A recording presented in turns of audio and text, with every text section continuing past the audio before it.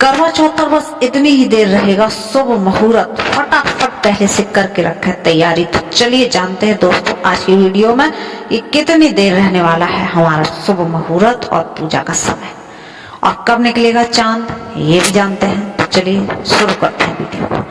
इस साल करवा चौथ का व्रत शुक्रवार 10 अक्टूबर को रखा जाएगा। दृक पंचांग के अनुसार इस बार करवा चौथ पर शाम के समय पूजा का शुभ मुहूर्त शाम 5:56 से लेकर शाम 7:10 तक रहने वाला है। काफी समय मिलने वाला है।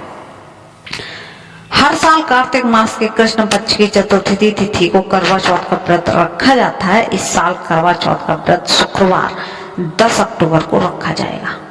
इस दिन सुहागन महिलाएं पति की लंबी उम्र के लिए निर्जला व्रत रखती हैं। दिन भर भूखी प्यासी रहने के बाद महिलाएं रात को चंद्र दर्शन और अर्घ देने वाले के बाद व्रत खोलती हैं। यदि आप भी इस साल करवा चौथ व्रत रखने वाली हैं तो आपको पूजा का शुभ मुहूर्त और रात को चांद निकलने का समय अवश्य जान लेना चाहिए।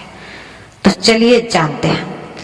दृक पंचांग के अनुसार करवा चौथ के दिन सुबह सूर्योदय के समय स्नान आदि के बाद व्रत का संकल्प लिया जाए। फिर दूसरे दिन फिर पूरे दिन व्रती रहने के बाद रात को चंद्रमा को अर्घ देकर व्रत खोला जाए। ऐसे में करवा चौथ पर उपासना का समय सुबह 6:18 से लेकर रात 8:12 तक रहने वाला है। यानी व्रती महिलाओं के व्रत की कुल अवधि करीब 14 घंटे तक रह सकती है।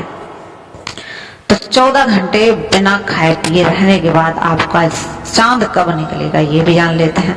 तो करवा चौथ पर शाम की पूजा का विशेष महत्व बताया गया है। इस दिन सायकाल में चौथ माता के साथ भगवान शिव और माता पार्वती की भी पूजा होती है। इस बार करवा चौथ पर शाम की पूजा का शुभ मुहूर्त शाम 5:56 से लेकर शाम 7:10 तक रहने वाला है। ऐसे में आपको शाम की पूजा के लिए करीब 1.25 घंटे का समय मिल जाएगा। इस साल करवा चौथ पर चांद निकलने का समय रात 8:14 बताया जा रहा है। हालांकि भारत के विभिन्न शहरों में इसका समय थोड़ा अलग हो सकता है, लेकिन लगभग 8:14 पर ही निकलेगा। करवा चौथ की पूजन विधि की बात करें तो करवा चौथ पर सुबह सूर्योदय से पहले सर्गी खा लें। इससे कुछ फल और सूखे मेवे होते हैं। उसके बाद भगवान शिव और माता पार्वती का ध्यान करके व्रत का संकल्प लें। इसके बाद लाल कपड़ा बिछाकर देवी देवताओं की प्रतिमा स्थापित करें और उसके समक्ष एक दीपक जला लें। चावल रोली करवे में जल फल फूल मिठाई आदि अर्पित करें। फिर दोपहर के समय पूजा पाठ के बाद करवा चौथ की कथा सुनें। फिर शाम को शुभ मुहूर्त में पूजा के बाद रात में छन्नी में चंद्र दर्शन करें और अपने पति को भी इसके बाद पति के हाथ से जल पीकर उपवास खोलें। तो दोस्तों ऐसे करवा चौथ का व्रत करना है, शुभ मुहूर्त जाना आपने। अगर आपको कुछ और जानना है तो कमेंट बॉक्स में अवश्य लिखें। चलिए आप जानते हैं करवा चौथ की कथा। तो करवा चौथ की एक बहुत ही पुरानी कथा है। जब करवा चौथ की हम पूजा करते हैं उसके बाद हम करवा चौथ की कथा अवश्य पढ़ते हैं। तो चलिए कथा को करते हैं, सुनिए कौन सी कथा आपको पढ़नी है। बहुत समय पहले की बात है। एक साहूकार के 7 बेटे और उनकी एक बहन करवा थी। सभी 7 भाई अपनी इस बहन से बहुत बेहद प्यार करते थे, यहाँ तक कि वे पहले उसे खाना खिलाते और बाद में स्वयं खाना खाते। एक बार उनकी बहन ससुराल से मायके आई हुई थी। शाम को भाई जब अपना व्यापार व्यवसाय बंद कर घर आए तो देखा उनकी बहन बहुत व्याकुल थी। सभी भाई खाना खाने बैठे और अपनी बहन से भी खाने का आग्रह करने लगे, लेकिन बहन ने बताया कि उसका आज करवा चौथ का निर्जल व्रत है और वह खाना सिर्फ और सिर्फ चंद्रमा को देखकर उसे अर्घ देकर ही खा सकती है। चूंकि चंद्रमा अभी तक निकला नहीं था इसलिए वह भूख प्यास से बहुत ही व्याकुल हो उठी।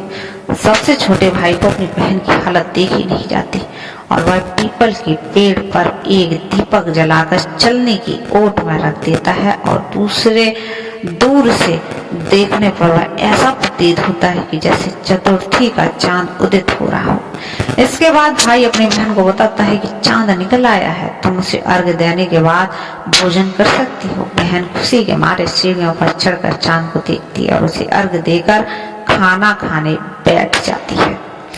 वह पहला टुकड़ा मुंह में डालती है तो उसे छींक आ जाती है, दूसरा टुकड़ा डालती है तो उसमें बाल निकल जाता है, और जैसे ही वह तीसरा टुकड़ा मुंह में डालने की कोशिश ही करती है कि उसके पति की मृत्यु का समाचार उसे मिल जाता है। वह बौखला जाती है। उसकी भाभी उसे सच्चाई से अवगत कराती है कि उसके साथ ऐसा क्यों हुआ। करवा चौथ का व्रत गलत तरीके से तोड़ने के कारण देवता उससे नाराज हो गए हैं और उन्होंने ऐसा किया है।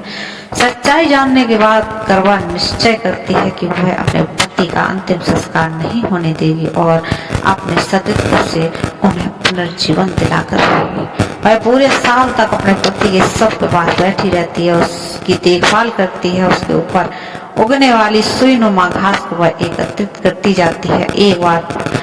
एक साल बाद फिर करवा चौथ का दिन आता है। उसके सभी भाभियों करवा चौथ का व्रत रखती हैं। जब भाभियां उससे आशीर्वाद लेने आती हैं तो वह प्रत्येक भाभी से यम सुई ले लो, ये सुई दे दो, मुझे भी अपनी जैसी सुहागिन बना दो, ऐसा आग्रह करती है। लेकिन हर बार भाभी उसे अगली भाभी से आग्रह करने को कहकर चली जाती है। इस प्रकार जब छठे नंबर की भाभी आती है तो करवा उससे भी यही बात दोहराती है। यह भाभी उसे बताती है कि चूंकि सबके से छोटे भाई की वजह से उसका व्रत टूटा था, अतः उसकी पत्नी में ही शक्ति है कि वह तुम्हारे पति को दोबारा जीवित कर सकती है। इसलिए जब वह आए तो उसे पकड़ लेना और जब तक वह तुम्हारे पति को जिंदा ना कर दे उसे नहीं छोड़ना, ऐसा कहकर चली जाती है। सबसे अंत में छोटी भाभी आती है। करवा उससे भी सुहागिन बनने का आग्रह करती है, लेकिन वह टाल मटोली करने लगती है। इसे देख करवा उन्हें जोर से पकड़ लेती है और अपने सुहाग को जिंदा करने के लिए कहती है। भाभी उससे छुड़ाने के लिए नोचती है, खसोटती है, लेकिन करवा उसे नहीं छोड़ती है।